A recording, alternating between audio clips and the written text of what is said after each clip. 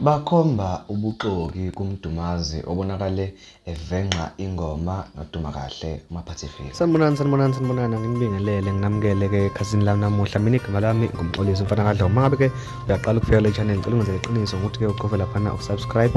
Mawukuthi uyabuya noma ngabe kuthiwa ubani ngicela wenze isiqiniseko futhi ukuthi mawuqeda ukubona le video uyawucofa ulike ucomment futhi kulolu daba. Wengane zakwethu isuse ukukhuluma ivideo evezwe uDumakahle lapho khona-ke ehlangene-ke noMdumazi bedlalela isiginci bevumisana ingoma.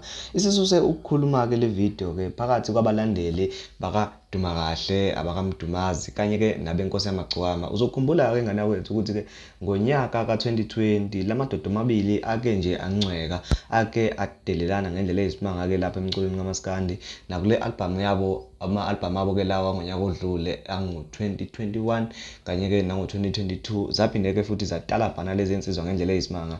Abasolayo-ke bathi uDumakahle kungenzeka ukuthi-ke into yayenza ukuthi-ke adelele uMdumazi okanye atalabhe uMdumazi ukuthi-ke wayehlangane neNkos'yamagcokama, kanti siyazi ukuthi-ke uDumakahle neNkos'yamagcokama iy'nsizwa-ke lezo ey'ncwekayo ngengoma minyaka yonke hlale nje zishayana ngengoma. Kulo nyaka-ke kususe ukukhuluma-ke ukubabona behlangene, kanti-ke ngane kwethu uzokhumbula ukuthi uMdumazi akakakhiphi, usazokhipha. Abantu abaningi bathi-ke kungenzeka ukuthi le ngoma-ke izoba khona kwi-album kaMdumazi le ezophuma. Le video-ke ayifikanga kahle-ke kulabo-ke abayimbangi okanye abayizimbangi zikaDumakahle ngoba sebebize uMdumazi impela nangekhotha ngqo kuthiwa hawu Dumazi wena ngithi ubungapha usushintshile futhi usungapha ithini into yakho wemfana wamhlongo. Basho-ke nokusho ukuthi-ke akacacise ngempela njengamanje ukuthi ukephi akathatha isayidi usasemanzi phansi.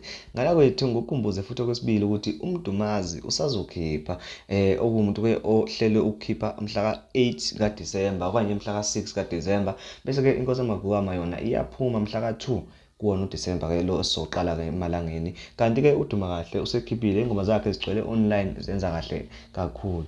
Mina-ke kule video ngikulethele ivideo lapho khona lezi nsizwa zombili uDumakahle kanye noMdumazi behlangene bedlala lezi ginci-ke eseyisuse ukukhuluma. Kana kwethu-ke isiZulu sesithi yababili ayingenwa, mina ngithi eyamagagu ayingenwa, iyinsizwa ayingenwa ngoba-ke zoyilungisa inkinga bese usala wedwa. Lezi nsizwa-ke zombili siyazazi ukuthi-ke ingoma zidlala ngendlela ehlukile futhi nangendlela eyisimanga. Zidlala-ke le style esidala ngempela esikushiya ujulile uma ulalele ingoma. Siyafisa ukuzwa-ke ukuthi-ke uma zihlangene yini ozophuma futhi-ke siyafisa-ke ukuzibona zibambisene zibuyisene neNkos'yamagcokama ngokunjalo. Kodwa-ke okwamanje angikudedele uthokozele naye ivideo.